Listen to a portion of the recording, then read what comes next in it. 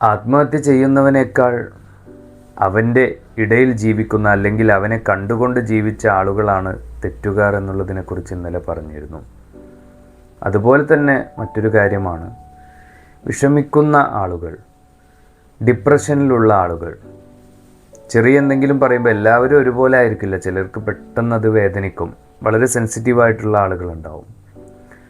അവരെ പരിഗണിക്കാത്ത ആളുകൾ, അവരും ഇതുപോലെ തന്നെ അല്ലാഹു സുബ്ഹാനഹു വ തആലയുടെ മുന്നിൽ ചോദ്യം ചെയ്യാൻ ഇടയുള്ള അല്ലെങ്കിൽ ചോദ്യം ചെയ്യുമെന്ന് നമുക്ക് ഉറപ്പ് പറയാൻ പറ്റുന്ന ഒരു വിഭാഗമാണ്. പലരെയും നമ്മളിങ്ങനെ വെറുതെ വേദനിപ്പിക്കും. എല്ലാവർക്കും അത് ഒരുപോലെ ആയിരിക്കില്ല കൊള്ളുക എന്നുള്ളത് മനസ്സിലാക്കണം. ചില ആളുകൾ അത് വളരെ സില്ലിയായിട്ട് എടുക്കും. ചില ആളുകൾക്ക് അത് ഉള്ളിൽ തട്ടുകയും അവർ വല്ലാത്തൊരു ഡിപ്രഷൻ അങ്ങനെ ഒരു അവസ്ഥയിലേക്ക് പോവുകയും ചെയ്യാനുള്ള സാധ്യതയുണ്ട്. കാരണം ഞാനത് നേരിട്ട് കണ്ടതുകൊണ്ട് പറയുകയാണ്. പല കുട്ടികളുടെയും കാര്യത്തിൽ ചിലർ നമ്മൾ പൊട്ട എന്നൊക്കെ വിളിക്കുന്ന സമയത്ത് എന്ത് സംഭവിക്കും?